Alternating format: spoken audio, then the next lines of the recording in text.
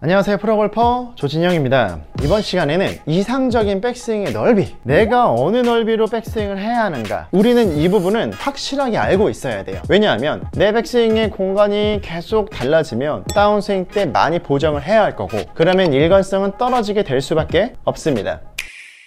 내가 어느 정도 공간을 확보를 하면서 쳐야 하는지 확실한 이해가 필요한데, 과거에는 이런 레슨이 주류였어요. 하체를 최대한 고정을 시키고 클럽, 손, 어깨 하나로 움직여줘서 최대한 아크를 낮고 길게, 그 다음에 최대한 손을 꺾지 않다가 한 명치 높이에서 손을 꺾어주면서 넘겨라. 이런 패턴이 주류였었습니다. 이런 패턴은 어떤 다운스윙으로 이어지냐면, 백스윙 아크가 굉장히 넓고 이런 손목의 꺾임이 늦었기 때문에 다운스윙에서 굉장히 손목이 헐렁거리는, 여기서 당겨지는 이런 동작에 의해서 에너지를 많이 얻었어요. 이런 패턴의 오류는 드라이버가 우선 찍혀맞는 샷들이 많이 나고, 아이언이 굉장히 디봇이 깊게 나는 이런 오류들이 많았어요. 만약에 내가 이런 패턴으로 이미 공을 잘 치고 있어요? 그러면 그렇게 치셔도 됩니다. 하지만 우리는 일반적으로 더 쉬운 길을 찾아야 하기 때문에 이런 패턴은 어려운 방법이니까 굳이 택해서 사용하지 않으셔도 되세요. 자, 그러면 뭐가 더 쉬운 방법이냐? 내가 손을 빨리 꺾는 거예요. 오른팔도 빨리 접는 겁니다.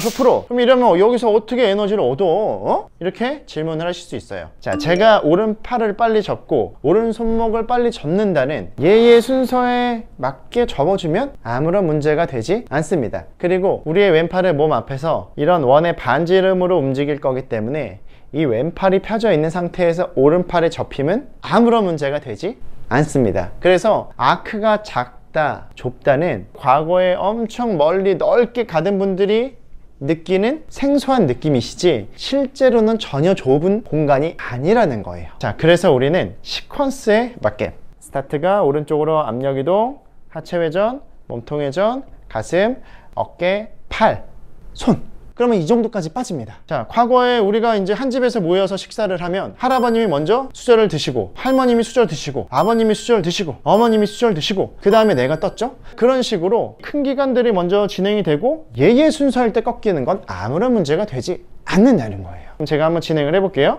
왼손은 원의 반지름으로 사용을 하고 나머지 순서에 맞게 접어볼게요.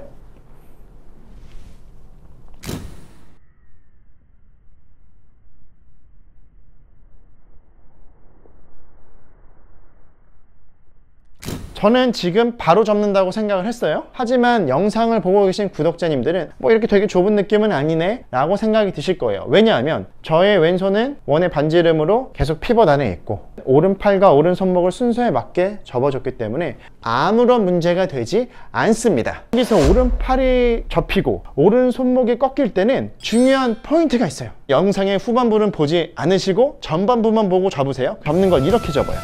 팔을 당기면서. 이러면 문제가 되시는 거예요. 내 손이 이 셋업 때 명치 앞쪽에 있죠? 계속 나의 손을 명치 앞에 있고 싶어 하셔야 됩니다.